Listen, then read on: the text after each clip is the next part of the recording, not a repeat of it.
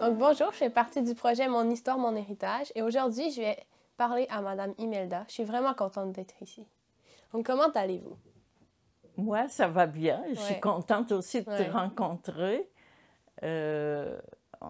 Quand on est d'un certain âge, on a beaucoup de Ouais. bagages, alors on aime ça le transmettre quelque part. Oui. J'ai des questions à vous poser, on va commencer. Donc je voulais savoir un peu, là, vous avez immigré du Portugal, j'aimerais savoir des détails parce que... Alors, j'ai étudié jusqu'à 17 ans. À 17 ans, 18 ans. J'ai été acceptée à la faculté de médecine, mais je ne pouvais pas étudier. Mes parents n'avaient pas d'argent pour... et j'ai étudié jusqu'à 18 ans grâce à ma sœur religieuse qui m'a pris sous son aile. Ouais. Alors, j'ai été dans un collège privé et j'ai étudié. À 18 ans, donc, j'ai été acceptée en médecine. Depuis l'âge de 5 ans, je voulais faire médecine. Ouais. Mais je ne pouvais pas étudier. Alors, il y avait un père québécois qui est cousin de Sylvain Lelièvre, il s'appelle Lelièvre aussi, et qui venait chez nous et il a su mon dilemme, mon problème, tout ça. Il dit, écris à cette personne-là, Sœur Gérard Magella, à l'hôpital Enfant Jésus, tu feras ton cours d'infirmière et si tu veux faire médecin, tu étudieras après. C'est ce que j'ai fait. Et j'ai eu la réponse tout de suite. Et comme j'avais des frères à Montréal, je suis venue ici.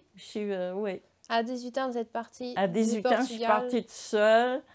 J'ai eu la frousse parce qu'ils nous font un examen médical avant de venir. Ils m'ont dit, vous avez un souffle au cœur, vous ne passerez pas. Et finalement, ils ont échangé entre eux. Ils ont dit, oh, c'est un souffle fonctionnel. Ça veut dire qu'ils ne me donnent pas de trouble. Alors, ils m'ont accepté. Et arrivé à Montréal, j'ai un de mes frères qui a pris congé, qui est venu en train me conduire à l'hôpital Enfant Jésus. Parce que j'avais appris le français, mais je lisais, je comprenais ce que je lisais, mais je comprenais rien avec l'accent d'ici. Rien de rien. Alors, c'est ça mon arrivée. Et non, dans mon arrivée, il y a quelque chose de merveilleux qui m'est arrivé. Le lendemain, il y a une tempête de neige. Ça, c'était le 7 mars. Et j'avais jamais vu de la neige. Et j'ai trouvé ça tellement féerique, les cristaux de neige partout dans le ciel, là.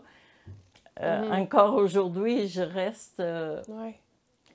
C'est émouvant de voir comment ça peut être beau quand ça tombe sur les arbres, que tout vient blanc, blanc, blanc, d'une pureté, d'une... merveilleux. Quand vous êtes arrivé au Canada, vous étiez tout seul, mais est-ce qu'après ça, vous avez revu votre famille qui était restée là-bas? Ma famille, mes parents et deux sœurs, entre autres celle qui m'a aidé à étudier, ils sont toujours restés au Portugal, deux sœurs et un frère. Aujourd'hui, ils sont tous décédés. J'ai plus de famille proche au Portugal. Et j'ai 4 frères à Montréal. On était une famille de 10. Alors, ils sont venus, mes parents ils sont venus nous voir ici, même à Charlebourg, à Saint-Casimir. L'année de l'expo, c'est la première fois qu'ils sont venus. Pour ma mère aussi, elle est venue en hiver et je ne peux pas m'empêcher de dire, elle a traversé le Saint-Laurent à Québec pour aller à Lévis. Et quand elle a vu les glaciers dans le fleuve, elle a dit, là, je comprends pourquoi en portugais, on a un juron. Quand on n'aime pas quelqu'un, on dit « va-t'en dans la mer glacée ». Elle dit « j'avais jamais vu la mer glacée, là je la comprends, le juron ». Alors, ma mère avait aimé ça aussi, mais pas pour rester, question de langue, et ils étaient établis là-bas. Mais vous avez dit que vous aviez des frères encore qui habitaient ici? Oui, ils ont déménagé avant moi. Avant? Parce qu'ils sont plus vieux. Moi, je suis la 10e. Eux autres, ils ont émigré avant moi à chaque 2 ans parce que il fuyait le service militaire obligatoire de 4 ans et la dictature de Salazar. Alors, ils ont eu la chance de pouvoir s'enfuir, venir au Québec et pas aller faire le service militaire. Puis c'est quoi que vous trouviez intéressant dans le métier d'infirmière? Bon, j'ai fait plusieurs branches d'infirmerie. J'ai fait la salle d'accouchement, j'ai fait la gériatrie, j'ai fait les enfants. Mon premier stage, c'était chez les tout petits, parce qu'ils ne parlaient pas. Ouais. Et moi, je ne parlais pas non plus. Et j'ai fait donc plusieurs. Même une fois fini le cours, j'ai travaillé à plusieurs places et finalement, je voulais comprendre davantage la santé mentale et j'ai fait un certificat en santé mentale. Ouais. Et j'ai travaillé, j'ai enseigné même au cégep en santé mentale, et, avant le cégep et avec le cégep. Et mes dernières 20 ans, c'est au CLSC de Portneuf, à Donnacona. On est le premier CLSC qui a mis sur place le programme de santé mentale à domicile. Et j'ai adoré ça. Ouais. C'est sûr, c'est très difficile. J'ai trouvé des situations très difficiles, mais j'ai besoin de changements dans mon travail, que ce ne soit pas toujours pareil de jour après jour. Et j'ai besoin... C'est surtout ça. J'ai horreur de la monotonie. Oui, je comprends. J'ai besoin de changer. Alors, j'ai beaucoup aimé la santé mentale. Ouais. Puis quand vous étiez jeune, vous viviez, est-ce que vous aviez une ferme? Oui. Ouais. Nos parents, on n'avait pas d'argent, mais on ne manquait de rien. On était autonomes. Ouais. Et je rêve de ça ici, malgré que le climat ne permet pas qu'on soit tout à fait autonome. Là-bas, on pouvait aller chercher une carotte en plein hiver dans le jardin, chercher des oranges, des tangerines. On avait ça à l'année longue. On avait de tout. C'était vraiment l'autonomie alimentaire. Mais on n'avait pas de sous parce que personne n'avait de salaire. Puis le fait que vous n'aviez pas beaucoup d'argent, c'est sûr ça a dû avoir des désavantages comme de ne pas pouvoir rester là-bas. Ouais. Mais est-ce que vous trouvez que ça a aussi des avantages sur la manière que vous avez après ça? Bien, je dirais qu'il faut écouter son cœur. Ouais. Moi, j'avais jamais pensé immigrer, mais étant donné que je ne pouvais pas étudier, je me disais, je veux étudier, c'est la chance que j'ai, c'est de m'en aller, j'y vais. Ouais. Quand j'ai pris l'avion, je me disais, je vais-tu pouvoir retourner un jour chez moi? Je me posais la question. Est-ce que vous êtes retourné après? Oh oui, plusieurs fois, avec les enfants à chaque fois. Oh mon Dieu, il n'y a pas de... Je ne sais pas le nombre de fois. Oui. Vous étiez combien d'enfants quand vous étiez jeune? Bien, je suis venue ici, j'ai fait le cours d'infirmière et j'ai connu à l'hôpital Enfant Jésus mon mari qui est venu la même année de France, de Strasbourg. Et on s'est mariés après mon cours parce que c'est lui qui est retourné aux études et il a fait le cours de professeur.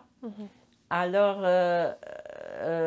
au bout de 5-6 ans, on n'avait pas encore d'enfants et on voulait des enfants, absolument. Moi, je ne pouvais pas vivre sans enfants. On est allé adopter un bébé. On a adopté un bébé, notre fille Isabelle. Qui venait d'où? Et de Québec. De Québec, oui. Pure québécoise. Elle a même des racines je ne sais pas exactement, mais d'ici, des Premières Nations. Et après, 3 ans après, j'ai tombé enceinte, un vrai miracle. C'est pas pour rien que je l'ai appelé Thomas. Je ne croyais plus pouvoir être enceinte. J'ai eu Thomas. Après, j'ai eu Mathieu et Alice. Et ça a bien été. Ça allait tout seul après. Je ne sais pas pourquoi. Je pense qu'il y a quelqu'un là-haut, l'auteur de la vie, qui dirige ça. J'imagine, je ne comprends pas. Puis quand vous étiez jeune au Portugal, vous étiez combien d'enfants? 10. 10? Puis vous étiez la 10e? En fait, je dis 10, mais on était 12. Il y a 2 de morts. Et moi, je suis la 10e. Et après moi, il y a 2 garçons encore. Il y avait juste 3 filles pour 9 gars. Ah ouais, quand même. C'était une gang de gars, malcommodes. Mais j'ai des beaux souvenirs. Ouais. On restait pas loin de la mer. Le soir, quand on était couché, on entendait la mer, les vagues de la mer en hiver. L'été, la mer est plus douce, plus tranquille. Et on entendait la musique des vagues de la mer. Ouais, j'ai des beaux souvenirs partout. Ouais. Puis les 2 plus jeunes, eux, ils sont pas venus au Québec? Oui, ils sont venus. Oui? Ah, d'accord. Il y en a un décédé, il était ingénieur à Hydro-Québec et ont étudié ici comme moi, quelques-uns. Et l'autre, il vit encore, il est à retraite, il est bénévole pour une paroisse et il travaille beaucoup à Montréal. Est-ce qu'ils sont aussi dans Port-Neuf ou il y a juste vous qui... Non, à Port-Neuf, je suis toute seule parce que c'est moi la seule qui est venue à Québec et je suis restée dans le coin. Mes frères sont tous à Montréal. Vous savez, quand les immigrants arrivent, ils vont dans des grosses villes pour avoir plus de chances de travail, tout ça. Alors, mes frères, c'est comme ça que c'est arrivé. Oui, puis c'est quoi qui vous a attiré ici? Le fait d'être venue à l'hôpital Enfant Jésus étudier, je suis restée là, j'ai aimé la place et je suis restée. Mais dans la région de Port-Neuf? Dans la région. Oh, là, c'est mon amour pour la nature. Mes parents étaient agriculteurs et même si, quand j'étais petite, je me disais jamais je ferais ça, c'est bien trop d'ouvrage. Et pourtant, j'ai ça dans le sang. Vous voyez mes plans, comme j'ai des... Je trouve ça tellement beau qu'une petite graine de rien devienne une plante. On est tous des plantes sur Terre, on a tous notre personnalité comme les plantes. Et... je sais pas, je me compare beaucoup à la nature. Je suis de la nature. Puis dans Port-Neuf, c'est quand même assez présent, fait que c'est pour ça que vous avez décidé de venir. Bien, comment je suis revenue, parce qu'on a habité Saint-Casimir avant, j'étais avec, on dînait chez nous, on avait une maison à Charlebourg, et on avait déjà des enfants, et on dînait avec un couple un médecin et sa femme qui cherchaient un chien à Saint-Casimir. Ils connaissaient notre goût pour la campagne, même Michel, pour avoir une ferme, tout ça. Alors on s'est dit, on va ensemble, toi tu vas chercher le chien, nous on va voir la ferme qui est à vendre. Et on l'a acheté et on est allé vivre là. Et j'ai eu toutes sortes d'animaux, des lapins, des canards, on avait, mon Dieu. Mon mari disait 200, je ne les ai jamais comptés. Canards. Ah oui, il voulait toujours se sauver pour aller nager dans la rivière. Et il faisait... En tout cas, on a eu des problèmes. Mais on s'est rapprochés parce que mon mari a toujours travaillé à Québec. Et les enfants allaient au cégep et à l'université. Ça n'avait pas de bon sens de voyager de Saint-Casimir à Québec tout le temps, tous les jours. Alors, et moi, je travaillais à Donnacona. C'était mon point de... Alors, on s'est rapprochés on est venu vivre à Donnacona. Et quand j'ai vu cette maison avec la vue du fleuve, ça me prend de l'eau et de la terre. Vous ne regretterez jamais de connaître la nature. Non. Oui, je suis d'accord. C'est vraiment un lieu pour nous transcender. En tout cas, c'est... Pour ça, je vous dis, regardez les plantes qui se donnent la main. Ils s'entraident. Faisons la même chose. Ils nous donnent des leçons, les plantes.